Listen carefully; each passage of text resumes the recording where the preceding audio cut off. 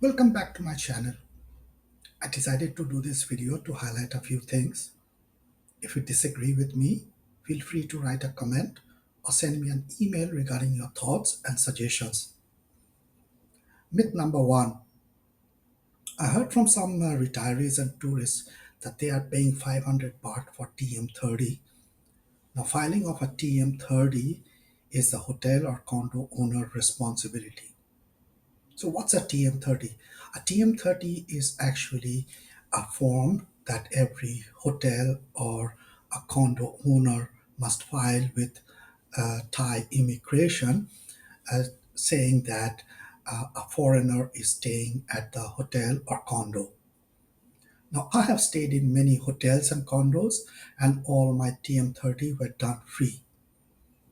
I cannot understand the reason why some expats are paying for TM30. Perhaps they heard from others and decided to pay, or perhaps they did not do the appropriate research. What I want to say here is that relying solely on other expats or expat groups is not recommended, and you should do ask around and do your own research before doing anything. Myth number two. Thailand does not have any tipping rules or customs. Some foreigners tip in restaurants, bars, because that is the custom in their country. In some of these countries, the restaurant bar workers are paid less than minimum wage and are expected to make a living from tips. I can understand these foreigners tipping restaurant bar workers in their own countries, but tipping in Thailand is not the custom. In Europe, restaurant workers or bar workers are paid a living wage with good benefits and health care. When I tried tipping in Europe, they said that I'm not required to give a tip and return the amount. Number three, some cities are trying to be family friendly, thinking tourists will come. No one should expect tourists to come and then, when they come, treat those same tourists like second class people. Tourists do not have an obligation to spend money at restaurants or bars if they see that the bar owner or staff are disrespectful to them.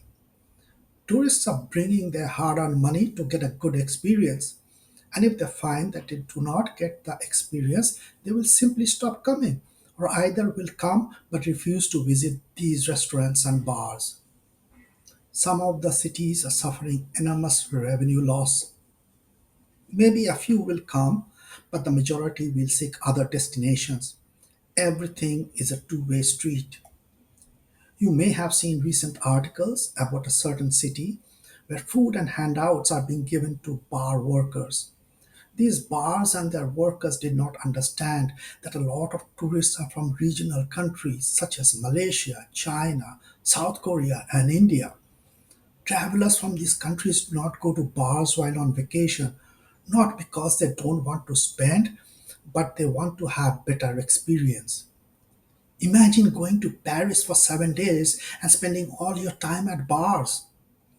Over the years, certain groups of travelers came to Thailand to party.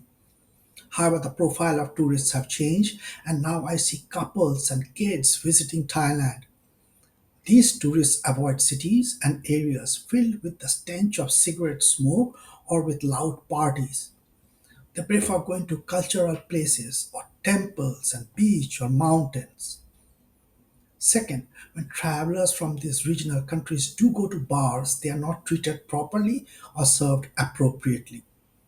So these travelers from these regional countries avoid these restaurants and bars. As a result, workers at these bars and restaurants in a certain city receiving welfare since tourists are not coming to these bars.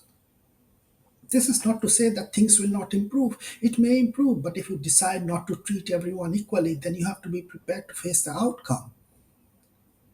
Number four myth is information in certain expat groups are fueling myths that consist of half truths. My suggestion is do your own research and not rely on expat groups or other expats for information. In many expat groups, it has been mentioned that an international driving permit is required to get a Thai license. This is absolutely incorrect. Since I got my Thai license without an international driving permit. Another myth that came up when news articles mentioned driving law change. The law has not been changed. It is currently being studied as a proposal, and yet all expat forums was flooded with questions regarding this. Very few expats bothered to read the news articles beyond the headline. The news article said the law has changed, but when I saw the article, it said that a proposal is being studied where all drivers, regardless of holding an international driving permit, will have to take a written test and do a road test.